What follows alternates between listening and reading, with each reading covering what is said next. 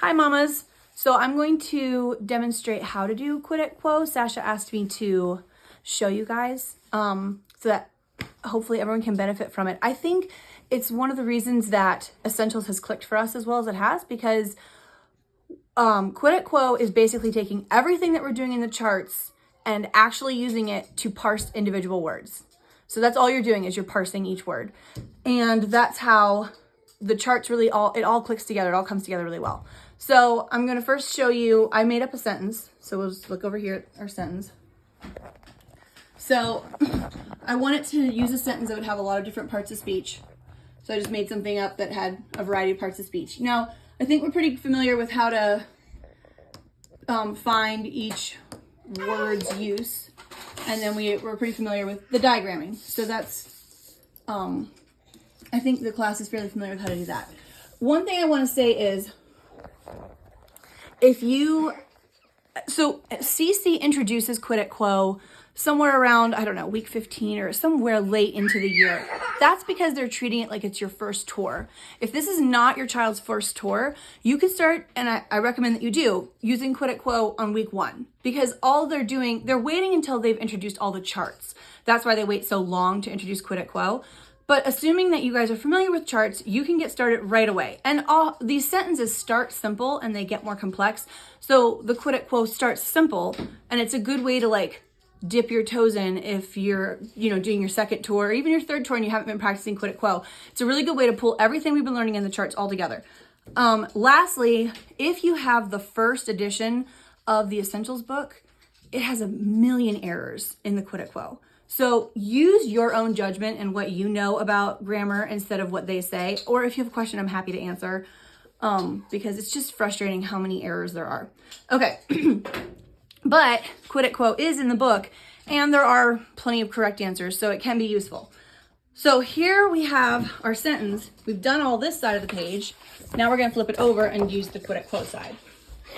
So you're just gonna write the words to your sentence in these individual blocks, and then you can put your parts of speech up above.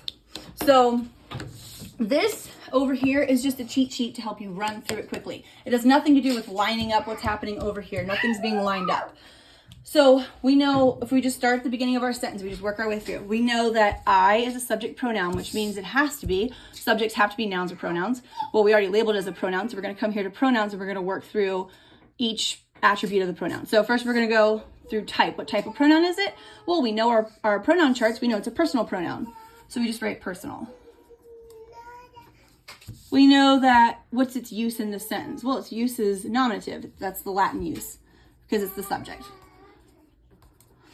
What's its person? Well, it's first person. What's its number? Singular. Now, gender, if we were saying we didn't know who was speaking, we would say unknown, but since I'm the one who wrote the sentence, I would say that it's me, so I would say that it's feminine. Now, I don't typically have my kids write all this out. We usually just sit at the table and I'll just say, Hadara, tell me all the attributes about I, and she'll just rattle through it really quickly and we just say it. But you can do either way. And sometimes I do write it out for them on the back of the chart, and then they go away and do it themselves, and then they come back and I check it. I often don't give them the full sentence unless if it's a short sentence, because it does take a while to go through a whole sentence. I'll just pick out one noun, one adverb, one verb, and then like an adjective, an indirect object. I'll just give them a few things, but I won't give them, if it's a long sentence, I don't usually give them everything. Okay, so then our next word is an adverb. It's already labeled, so we know where to go. We're going to go here to our adverbs. So it's going to fall under one of these categories. It's going to either be simple, flexional, affirmative, or negative. So we know that it's not affirmative or negative. We know it's not flexional. We know this is a simple, this is a flexional adverb. My bad. This is a flexional adverb. And what kind of adverb is it? It's a positive adverb. So we're going to put it over here. We're going to put flex, positive. Kind of ran out a little space. And then over here, we can see the next question is, what is this modifying? Well, it's modifying the word gave. Gave how? Gave lovingly. Okay, so then we have our verb. We already know what type of verb it is. It's transitive. We already labeled that. Come over here. What type of verb is it? Oh, it's transitive. We could write that down again if we really wanted to like drill it in, but it's not essential. What person is it? So now we know that this is when it comes together. Our verbs and our subjects, our subject and our verb has to agree. It's right here. Our subject and our verb has to agree. So if we have, you're on my chart thingy. Okay. If we have a first person subject and a first person singular, that means our verb has to be first person singular. If it's not, that means we did something wrong when we were picking our verb. So these are good times to go over some of those things. First person, what number is it? It's singular. What voice is it? It's an active verb. This is all in our verb chart. We learn all these things in our verb charts. What mood is it? It's indicative. What time is it? It's past. And what form is it? It's simple. And this is all stuff we learned from our verb chart. This gives us a good chance to practice what we've been learning in our charts. So now we have an adjective. We're going to come over here to our adjectives, and we're going to answer the same question similar to we do with adverbs. So what kind of adjective is it? The word is my. So is that descriptive, possessive, or limiting? That's obviously a possessive adjective. So we'd write possessive, and what is it modifying? It's modifying the word cat. Then over here we have an indirect object. We know that indirect objects can only be nouns or pronouns. So over here it can only be a noun or a pronoun, so we're going to look here at nouns. What's its use? Its Latin use would be nominative.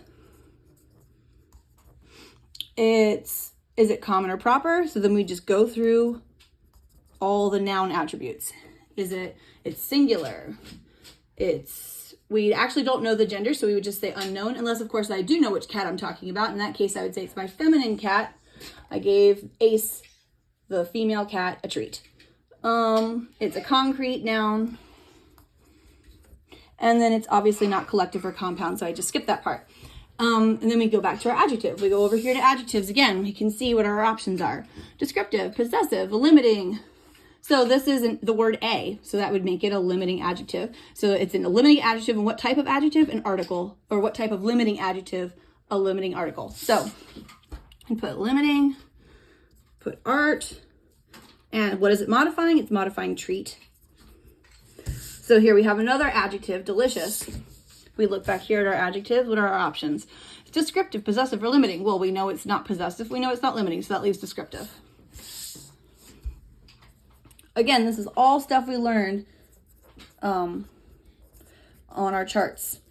And what kind of what type of descriptive adjective is it? Do you know, Hadara? Descriptive is positive. It's positive. Bring it over here. It's a positive adjective. So then we have a direct object. Okay, what can direct objects be? The only thing they can be are nouns. Back to nouns. So its use is nominative. Actually, no, I'm wrong about that. Its use is objective.